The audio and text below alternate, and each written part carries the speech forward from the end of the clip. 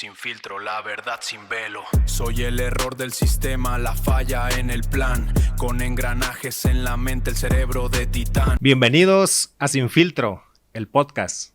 Un espacio donde dejamos las apariencias en la puerta para hablar de lo que realmente nos mueve, nos duele y nos transforma. Un espacio diseñado para cuestionar lo que creemos saber de nosotros mismos y abrirle la puerta a lo que realmente podemos llegar a ser. ¿Alguna vez has sentido que caminas con una mochila llena de piedras que no te pertenecen? Pero no sabes cómo quitártelas de encima. Mi nombre es Misael Cepeda y hoy iniciamos este viaje con una intención clara: empoderar tu transformación personal a través de historias con propósito y conocimiento experto.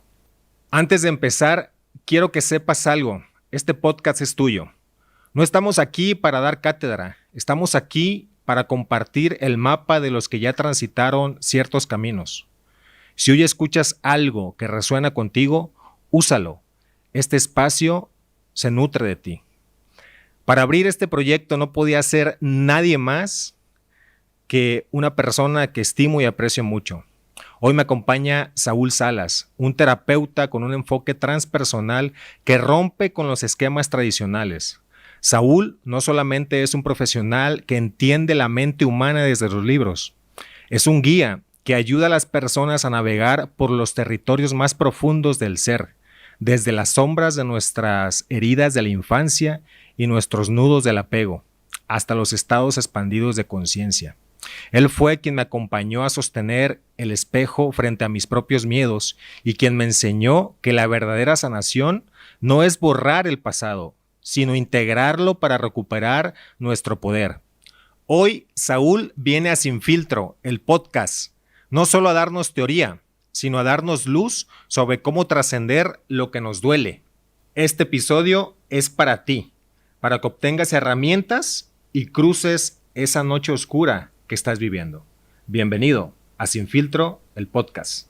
Sin filtro, la verdad sin velo. Soy el error del sistema, la falla en el plan. Con engranajes en la mente, el cerebro de titán. Error 404, grita mi antifaz. ¡Sin filtro! Saúl Salas, mi amigo, mi terapeuta y ahora padrino de este proyecto que me emociona mucho. Saúl, gracias por el honor de ser el padrino de Sin Filtro, el podcast. Bienvenido. ¿Qué tal, Misa? ¿Qué tal? Muchas gracias por esta invitación. Pues también tu emoción se contagia, se pega. Y pues bueno, aquí estaremos. Aquí estoy para compartir, para expresar y pues para platicar, ¿no? Para generar esta charla que siento que puede servirle a más personas. Excelente. Gracias, Saúl. Banda, Saúl y yo propusimos una meta que al principio parecía complicada y difícil: trascender las heridas de los abandonos y los apegos que dictaban mi vida, que dictaban cómo me relacionaba con las personas, sobre todo con las mujeres. Y lo combinamos desde 3 pilares fundamentales, que es la psicoterapia, la meditación y el uso responsable y consciente de la psilocibina, tema que me emociona bastante. Pero vamos a empezar por el inicio. Saúl, ¿cómo defines exactamente lo que haces cuando te preguntan sobre tu trabajo? Es un acompañamiento. Defino que acompaño a las personas a que descubran si traen algún disfraz, okay, o varios, ¿sí? Los acompaño a que vean la valentía de estar presenciando su historia, de estar observándola y sobre todo de tener la intención de conocerla, reconocerla, aceptarla y, si es necesario, transformarla. Entonces acompaño a los seres humanos como yo a que puedan mirarse sin juicios, sin obstáculos, sin condiciones, para que puedan llegar a ese lugar que tanto anhelan y que a lo mejor o muchas veces creyeron que estaba afuera. Excelente. Considero, Saúl, que recibes mucha basura emocional, recibes traumas, dolores ajenos todo el día. ¿Cómo le haces para gestionar todo esto y que no te afecte en tu vida familiar y sobre todo en tu aspecto personal, en el tema de las emociones? Fíjate que he venido aprendiendo a tanto sea dolor o sea emoción agradable, solo acompañarla, no hacerme parte de ello.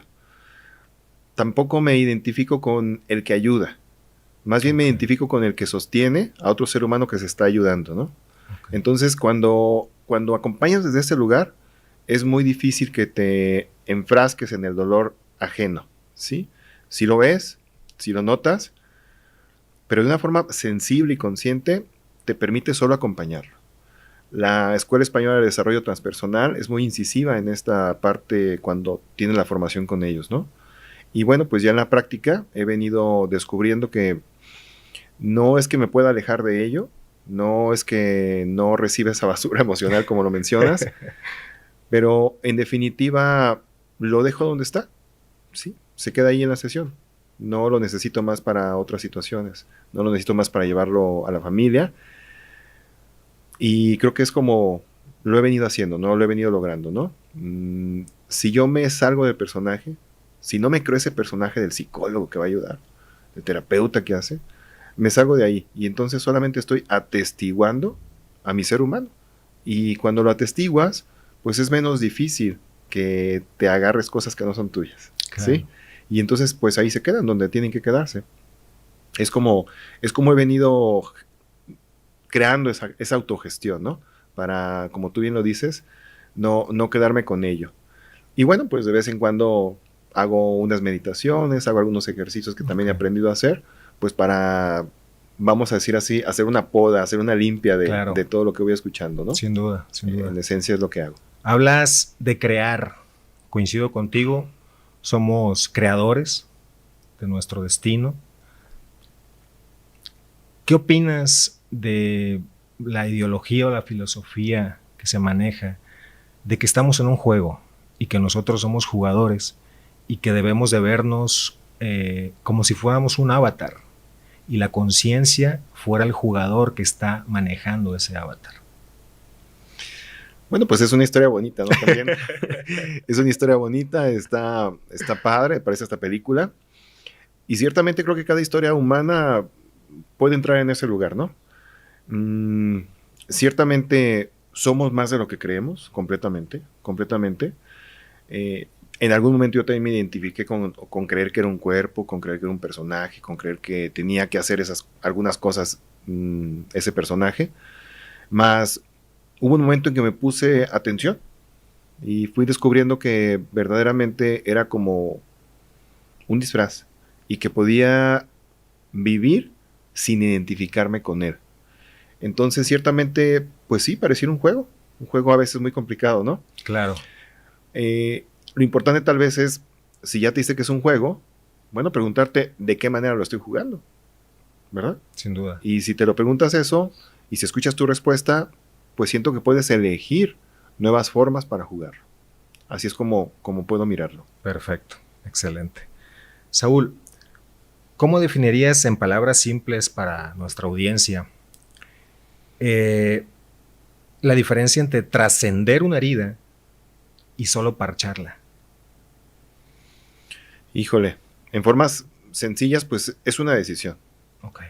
Es una decisión cuando pues tú haces las cosas bien o mal, esperando que alguien te vea o no te vea. Entonces, cuando tú verdaderamente identificas que eres el único que puede saber si se está engañando o no, entonces ahí es donde podemos ver si hay una trascendencia hacia la herida. Si sigues creyendo que algunas cosas las puedes esconder y otras no, pues tal vez vamos a seguir ahí en lo superficial. Claro. Pero si te adentras en ese autodesengaño, si tú mismo eliges no autoengañarte, pues entonces ya estaríamos hablando de una trascendencia. Aunque el programa todavía va a estar y siempre va a estar, Pero esa misma acción tuya clara y honesta, pues obviamente ya no va a permitir que la herida comande, o ese programa, como yo les llamo, le ordene a tu psique o a tu inconsciente que sea la que tenga el mando. Cuando verdaderamente te decides, lo haces, lo trasciendes. Pero eso depende de una decisión completamente tuya, ¿no? Claro. Uno puede ir a terapia, uno puede ir a los talleres, a tomar ayahuasca, a lo que sea, pero si verdaderamente no quiere ver lo que lo hace sufrir, lo que lo hace llegar al mismo resultado, pues es un autoengaño más, nada más a lo mejor más espiritual, según esto, ¿no? Claro. Con el Om ahí incluido. Sí. Con la foto para Insta. Con la foto para Insta, pero verdaderamente, pues, la intención es que te adentres, ¿no? Por eso, claro, como te lo había dicho a ti y a muchas de las personas que acompaño, pues este espacio terapéutico es para valientes en esencia. Sin duda. Para quien verdaderamente quiere ver lo que lo está llevando al engaño, a sufrir, a hacer sufrir a otros. Entonces, quien se pone frente a sí mismo, completamente va a tener un buen resultado. Va a verdaderamente transformar algo. ¿Consideras tú que parte de esa decisión va relacionada al miedo o a los miedos? Siento que más bien es a la historia que nos crean los miedos. Okay. Hay una parte muy interesante que tú has escuchado ahí en los espacios terapéuticos, donde a una parte de la mente yo he denominado la mente que miente. ¿Sí? La famosa mente que miente. Entonces, si no nos damos cuenta que esa parte de nosotros está operando, va a ser muy fácil que nos manipulemos, que incluso nos chantajeemos y que nos siga arrastrando esa corriente. Así es, ¿sí? Sin duda. Sin duda. He escuchado mucho cuando dicen que uno toma la decisión desde la emoción y después busca razonarla y justificarla, escuchando esa mente que miente. Sí, en gran medida vamos a decir que tomamos las decisiones desde la inconsciencia. Okay. ¿Sí? Desde la parte más automática, desde ese piloto en el que entramos, desde la mañana que nos dice quién eres tú, qué tienes que hacer, cómo lo tienes que hacer, a quién le tienes que hablar, a quién no, a quién le tienes que sacar la lengua. ¿Sí? Siento que ese mecanismo nos atrapa, pero tenemos un antídoto. ¿Sí? Tenemos un antídoto y es primero la voluntad y después usar nuestra propia eficiencia corporal, o vamos a decirlo así, la respiración, para poder tajantemente cortar ese piloto automático. Y entonces ahí estaríamos tomando las decisiones desde otro lugar, ¿no? Que yo le llamo también la coherencia cardíaca o la sabiduría del corazón, ¿no? Okay. Y algunos me preguntarían, bueno, ¿y cuál es la diferencia de la mente que miente y el corazón? La mente que miente siempre te va a hablar de algo que no sea este momento. Te va a hablar del pasado o te va a hablar de algo que no existe, ilusoriamente, que no ha sucedido. Y a lo mejor que no va a suceder. Y a lo mejor que nunca va a suceder, ¿no? Y la sabiduría del corazón te va a decir, ¿qué estás sintiendo ahora? En este momento. En este momento, ¿sí? Y ponte trucha porque ya se te está yendo el momento. Claro, ¿sí? Sin duda. Entonces, eso sí, las personas que nos escuchan quieren distinguir qué es la mente que miente, bueno, la que opera en el pasado y la que opera hacia el futuro. Y la coherencia cardíaca es la que te dice, ahorita, vívelo porque ya no lo vas a volver a vivir. Así que adéntrate. Hay una frase que me encanta y la comparto con la audiencia, que es: cuando estoy presente en cómo me siento, me olvido de qué es lo que pienso. Y eso va desde la presencia, ¿sí? De estar consciente. Porque el 90% del tiempo lo pasamos en el inconsciente y no nos damos cuenta. Es más, no sabemos ni respirar, Saúl. Y en la respiración está, yo considero que la mayor solución a cómo nos sentimos en el día a día. ¿Tú qué opinas? Sí, como tú lo dices, en una gran medida el piloto automático toma el mando, nos cuenta esa historia y se la creemos, ¿sí? Y no nos damos cuenta que tenemos un antídoto como la respiración. Claro. La respiración, pues en este momento cualquiera lo puede hacer en casa para que no tengan que creernos, que no es el objetivo aquí que nos crean, sino más bien que tomen todo esto y se pongan a comprobarlo. Si tú respiras ahorita conscientemente, de forma amplia, vas a sentir la vida como te atraviesa. Claro. Si tú piensas cómo es la vida, solamente vas a ver tu pensamiento. Y tal vez ese pensamiento sea un pensamiento, ¿sí? Claro. Venga de la mente que miente. Y entonces te estás perdiendo de algo que no vas a volver a vivir. Es correcto. Muchas personas creen más en estar enojadas, en estar preocupadas, en estar con rencor, con venganzas, como si fueran a vivir ese momento que están viviendo una vez y otra vez y otra vez y otra vez, como si tuviéramos tiempo infinito. Y lo que nadie en este planeta tiene, ni tú ni yo, es tiempo. Cada vez menos. Tenemos 24 horas y órale, ¿cómo te las gastas? Porque ya no las vuelves a vivir. Es correcto. ¿Sí? Nos salimos mucho desde ese lugar. Aprendemos a alejarnos de la presencia, como tú bien lo mencionas, cuando esa es la naturaleza del ser, la presencia. Sin duda, cualquier persona lo puede ver en los bebés. Un bebé de menos de 1 año y medio siempre está solamente en su experiencia, porque sabe conscientemente que es lo único que hay. Claro. La experiencia, no hay nada más, nada. Sí. ¿Sí? Y entonces lo sabemos desde que estamos bebés, hasta 1 año y medio, hasta los 2 años, y después nos complicamos con la identificación que ya hicimos. Y ahí viene entonces la penumbra, el sufrimiento. El sufrimiento. ¿Sí? Desde ahí, desde que nos vamos vinculando solo con una idea de lo que somos. Y no somos una idea nosotros. Claro. Nosotros somos una existencia viva, moviéndose, pensando, sintiendo y cada vez transformándose. Entonces, si las personas se empiezan a dar cuenta de eso, empiezan a tomar conciencia de ello, pues creo que se empiezan a liberar de su propia mente, de su propia prisión, ¿sí? Y es mental, entonces Claro. es sencillo. Todo está en la mente, ¿no? Para nuestra audiencia, Saúl, para aquellas personas que no han experimentado los ejercicios de respiración, ¿tienes alguna técnica que nos puedas compartir para que ellos la realicen en su casa? Bueno, mira, lo primero es que identifiques dónde está tu respiración. Si ahorita quien esté escuchando lo puede observarse, va a darse cuenta que regularmente la respiración está muy cortita. Está aquí, cortita. Ajá. No baja. Sí, no baja más. Entonces, si ya te diste cuenta de ello, pues primero, profundízale. Y date cuenta, porque algunos tienen nudos emocionales y no la permiten pasar. Yo era uno de ellos. Hace 10 años no podía pasar la respiración más allá de la mitad. Y yo decía, ¿qué me pasa? Y creía que era algo fisiológico o algo orgánico. Me di cuenta que no, que era un nudo emocional que tenía ahí desde hace muchos años. Y fue una dinámica en la escuela española de desarrollo transpersonal, una dinámica de gestión emocional con movimiento, donde me di cuenta cómo salió ese tapón.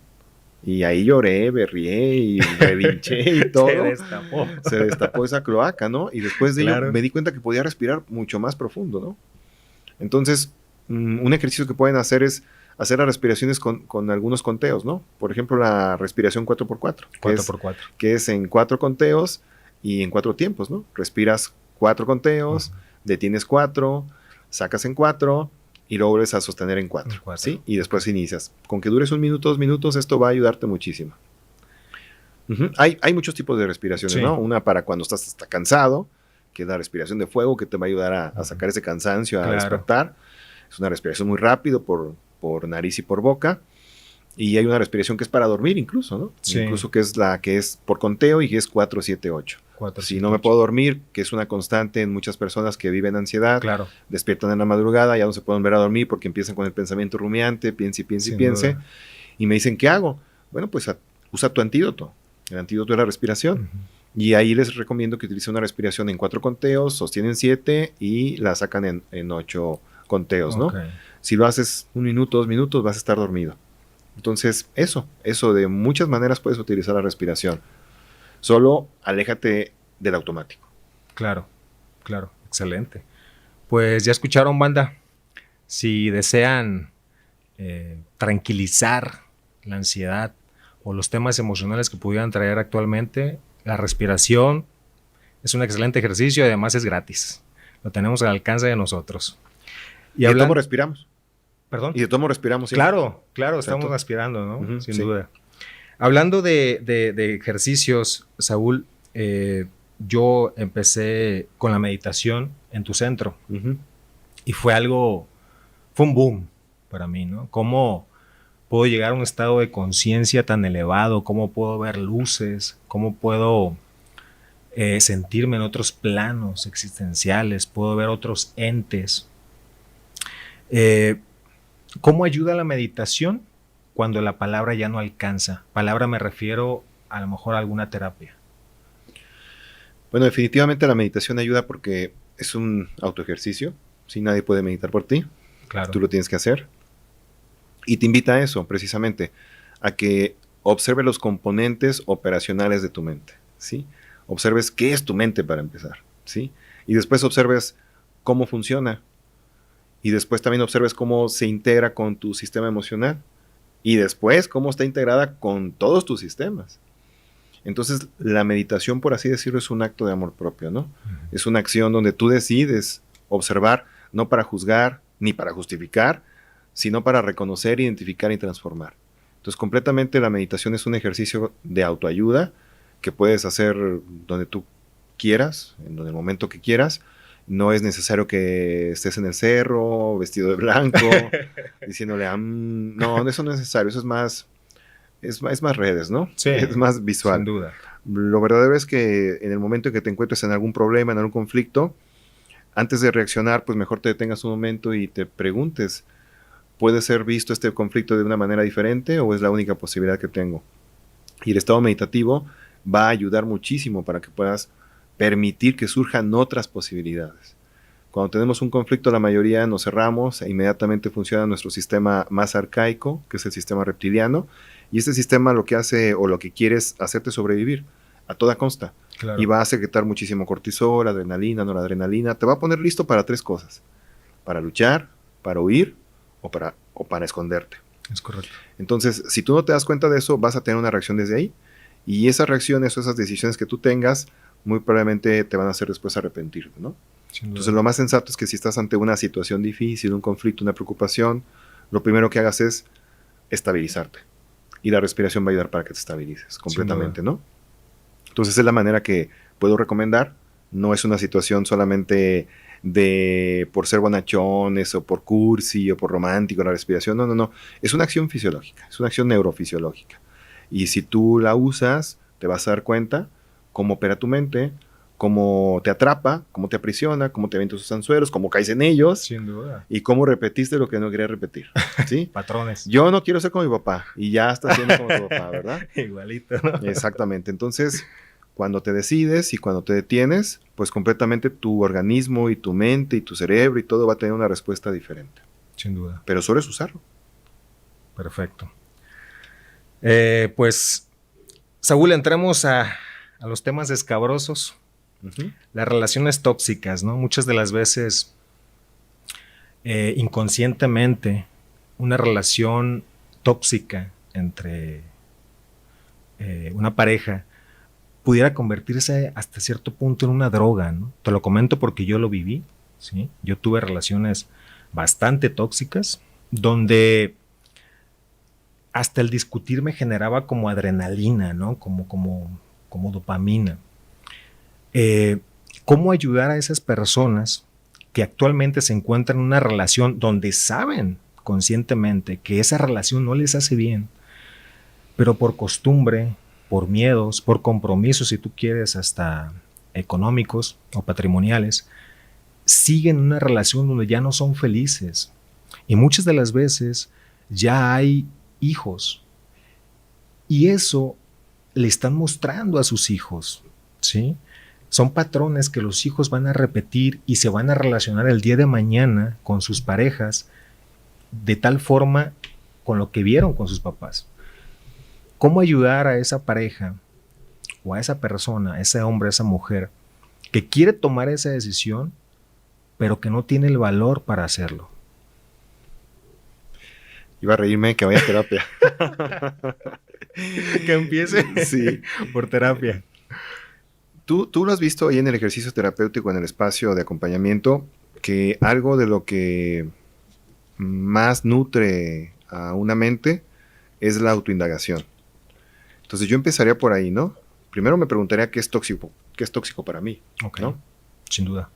Después de ahí me preguntaría, en este momento de mi vida, ¿qué son para mí las relaciones de pareja?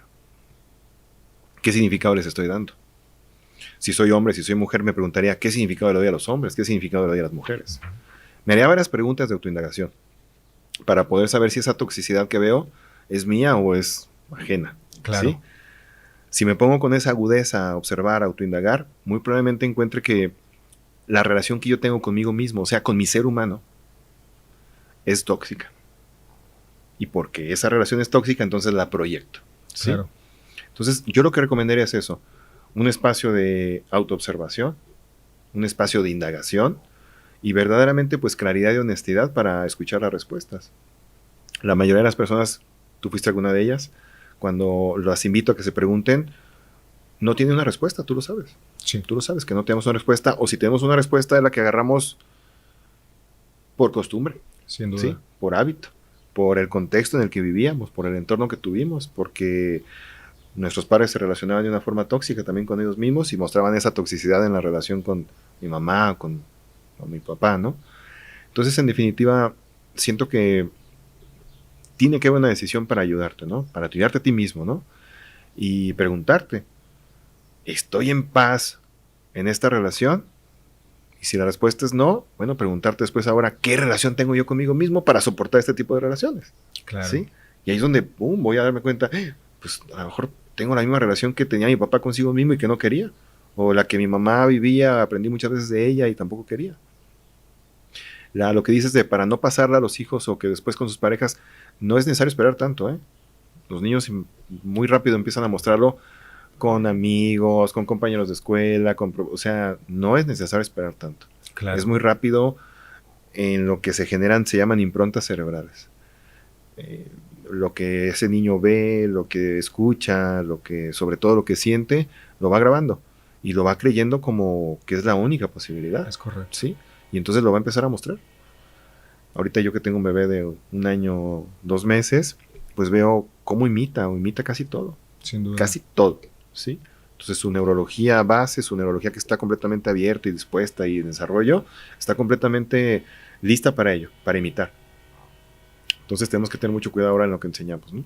Sin duda, el ejemplo orienta, pero, perdón, la palabra orienta, pero el ejemplo arrastra, ¿no? Sí, Y entonces totalmente. ellos hacen más. No podemos decir, niño, no grites. Claro. O no mientas y no le digas al cobrador que estoy aquí. Exacto. ¿No? Entonces, Exacto. sí, Entonces, ¿dónde está la congruencia y la coherencia en eso? Sí, no aprendemos con palabras, aprendemos con actos, ¿no? Es correcto, sin duda.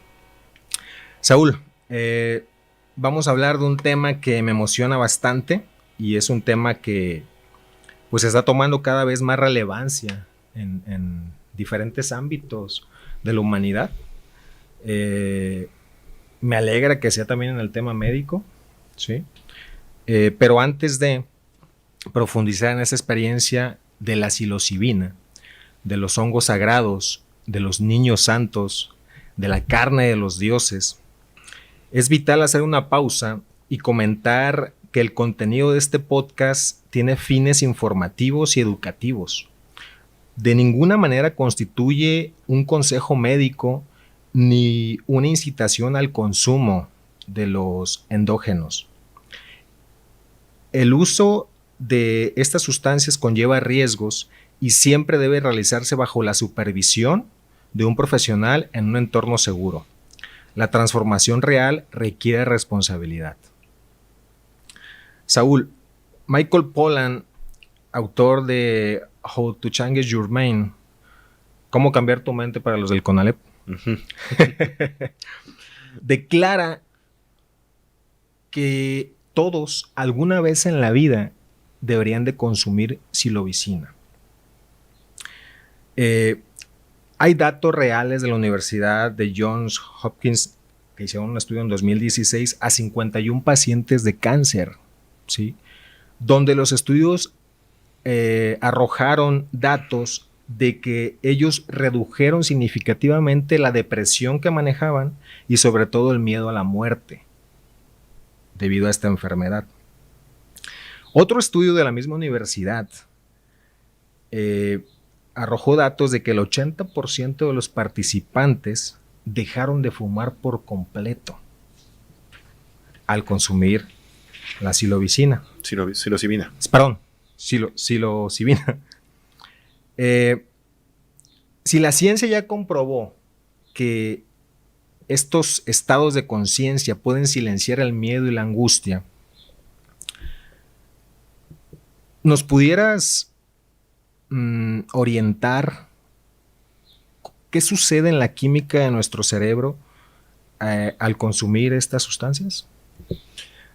Sí, mira, la neurociencia ha comprobado que hay una red neuronal por defecto, que esa es la que se siente yo, ¿sí? Y esa red neuronal por defecto obviamente está integrada por varias partes de nuestro cerebro. Entre ellos una es la ínsula, ¿sí? Donde se ha demostrado que el yo reside, por así decirlo. No es que esté en una sola parte, pero algunas áreas cerebrales es las que se integran para que nosotros tengamos ese famoso yo. Okay. Entonces, cuando entra este enteógeno, este alimento, como tú le llamas, de los dioses, este superhonguito, la psilocibina se convierte en un neurotransmisor que se llama psilocina y empieza a generar una conexión impresionante a nivel neuronal, intraneuronal. Todo con todo se empieza a conectar, como si hubiera un caos. Pero ese caos no se siente como un caos, o sea, curiosamente. Entonces, después de ese caos empieza a generar una comunicación muy diferente.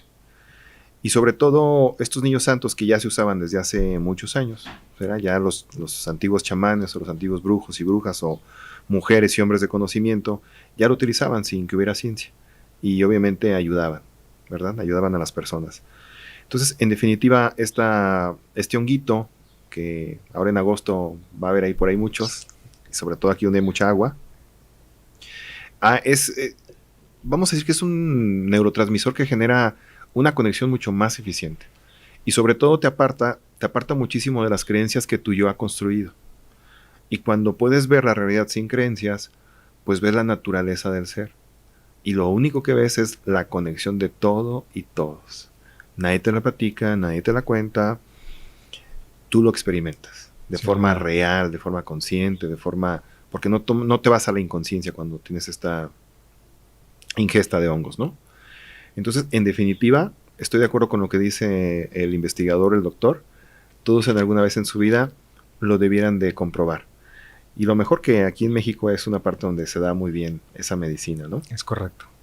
Entonces, estoy de acuerdo que si lo haces desde un lugar consciente, atento, objetivo, dirigido, en un lugar donde te sientas cómodo, seguro, con personas que se dedican verdaderamente a llevar esto no solo por un objetivo económico, sino verdaderamente por algo que trasciende y por algo que invita a la transformación, completamente estoy de acuerdo, ¿no? Es un viaje que no se deberían de perder, ¿sí? Es una película que dura unas pocas horas, pero que en definitiva te hacen mirar mucho más allá de lo que tu mente cree que es la realidad. Sin duda. Sin duda. Yo ya lo hice 2 veces. La primera me fue como en feria, pero entendí muchas cosas de mis apegos, de mis heridas, de mis abandonos.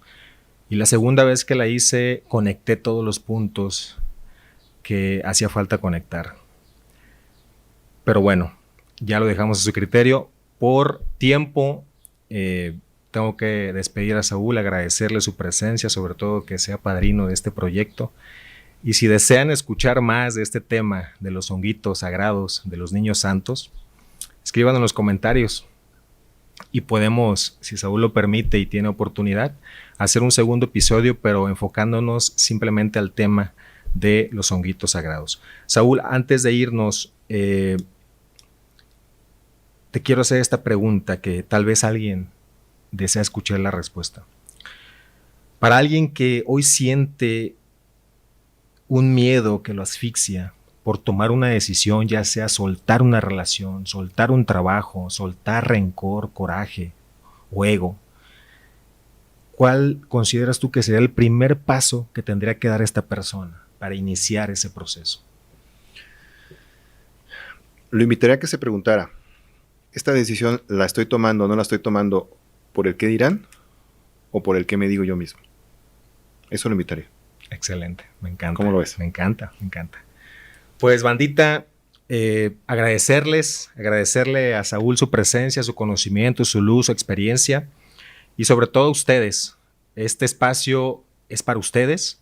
Si conocen a alguien que tenga algo que compartir, denúncienlo, invítenlo y escriban en los comentarios. Y, ¿por qué no? Que aparezca aquí en nuestras cámaras de Sin Filtro, el podcast. Queremos escucharlos. Por último, quiero recordarte que vivas sin filtro, porque lo importante no es solo cómo te ves, sino cómo te sientes. Nos vemos en el siguiente. Cuídense, un abrazo. Gracias. Sin filtro, la verdad sin velo. Soy el error del sistema, la falla en el plan. Con engranajes en la mente, el cerebro de titán. Error 404, grita mi antifaz. Sin filtro.